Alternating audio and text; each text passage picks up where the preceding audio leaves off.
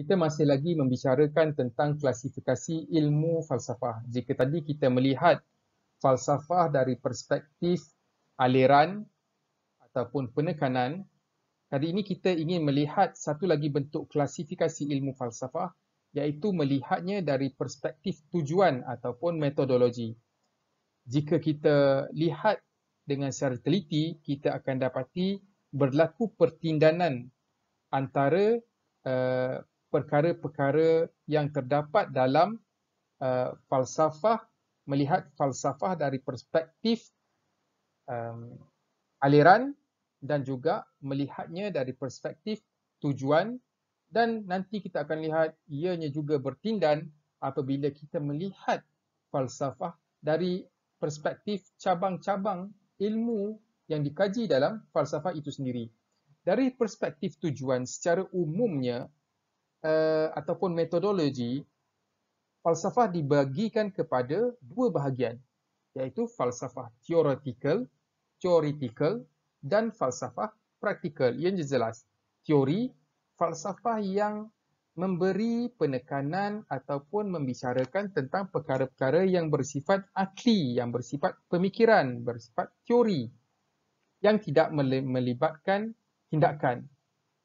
Contohnya, falsafah teoretikal ialah kita berfikir tentang hakikat insan. Insan berfikir daripada mana datangnya. Jika dalam agama Islam kita diberitakan melalui wahyu bahawa kita semua berasal daripada Nabi Adam dan Nabi Adam tersebut diciptakan daripada tanah.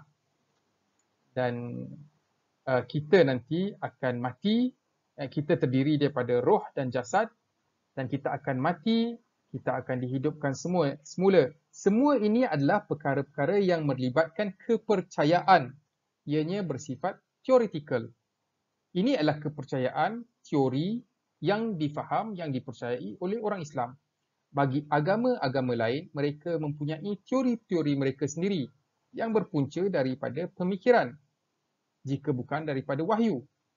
Dan bagi falsafah-falsafah yang lain yang bukan bersifat keagamaan, mereka juga mempunyai konsep mereka tentang perkara-perkara tersebut.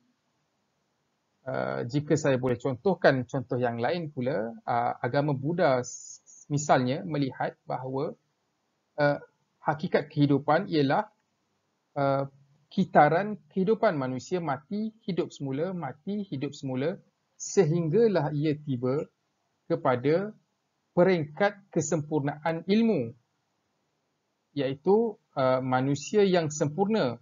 Manusia hanya akan sempurna apabila ia sempurna ilmunya, dan juga ia menjadi sempurna bila dapat membebaskan dirinya daripada sebarang kehendak yang menyebabkan ianya ingin kembali ke dunia. Dia tidak lagi mempunyai kehendak dan ia telah mempunyai ilmu yang cukup, maka ia mencapai ke peringkat moksha ataupun nibbana, dan inilah theoretical.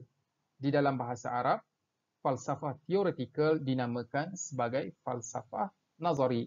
Ini salah satu contoh. Terdapat banyak lagi contoh tentang falsafah theoretical. Contohnya tentang di zaman moden ialah tentang survival of the fittest. Kajian oleh Darwin, bila pada dia melihat alam ini, dia melihat alam sebagai satu persaingan. Dia tidak melihat alam sebagai sesuatu yang harmoni. Alam ini sentiasa bersaing. Jadi baginya, hakikat kehidupan ialah sentiasa bersaing, sentiasa berlawan, sentiasa ingin mengejar kesempurnaan, dan juga sentiasa ingin mengalahkan golongan yang ataupun mengatasi golongan yang lemah, menaikkan golongan yang dominan. Ini falsafah yang terhasil daripada pemikiran terhadap alam tabi'i. Boleh lihat perkaitan antara klasifikasi yang lepas dan klasifikasi sekarang. Klasifikasi tentang pendekatan dan juga aliran, dan juga klasifikasi tujuan metodologi, iaitulah theoretical.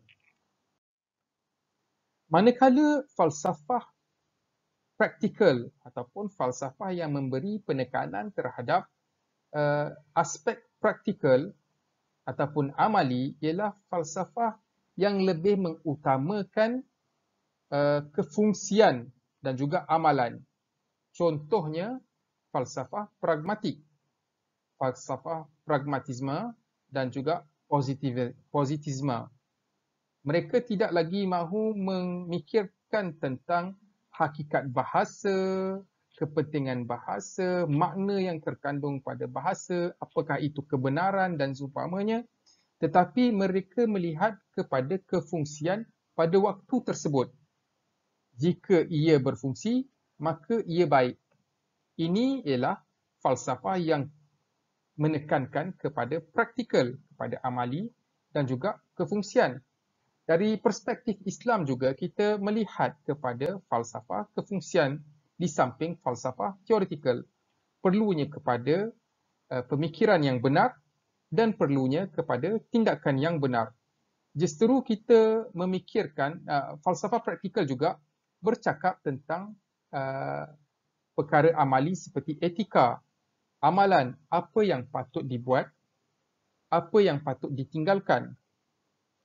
Dan bagaimana apabila seseorang itu melakukan perkara yang patut dan meninggalkan perkara yang tidak patut akan memberikan ia kebahagiaan. Adakah perkara yang patut dalam Islam sama dengan perkara yang patut dalam agama-agama lain? Adakah perkara yang patut dalam Islam sama dengan perkara yang patut di dalam falsafah-falsafah semasa? Contohnya, perbuatan melakukan hubungan zina. Adakah ia patut ataupun ia tidak patut? Bagaimana Islam melihat zina? Bagaimana agama-agama lain melihat zina? Bagaimana falsafah moden melihat perbuatan zina?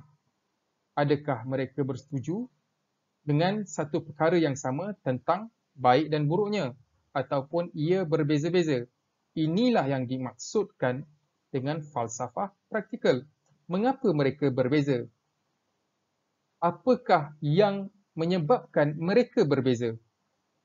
Inilah yang menyebabkan wujudnya aliran-aliran yang tercabang daripada falsafah praktikal. Satu lagi cabang falsafah menerusi tujuan dan metodologi dan ianya merupakan cabang falsafah yang baru ialah melihat falsafah dari bidang-bidangnya tertentu. Contohnya melihat falsafah dalam bidang pendidikan. Apakah teoretikalnya dalam bidang tersebut? Apakah praktikalnya dalam bidang tersebut? Dan juga melihat contohnya falsafah alam sekitar.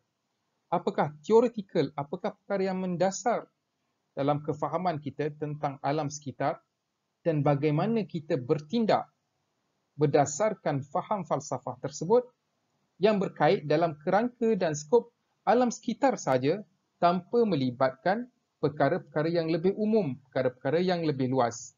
Ini adalah klasifikasi yang kedua, melihat falsafah dari perspektif, tujuan dan metodologi. Melihatnya dari sudut teoretikal, melihatnya dari sudut praktikal dan melihatnya dari sudut yang lebih kecil, iaitu melihatnya dari sudut bidang. Dan ini, yang ketiga ini adalah perspektif ataupun klasifikasi ilmu falsafah yang dianggap sebagai baru.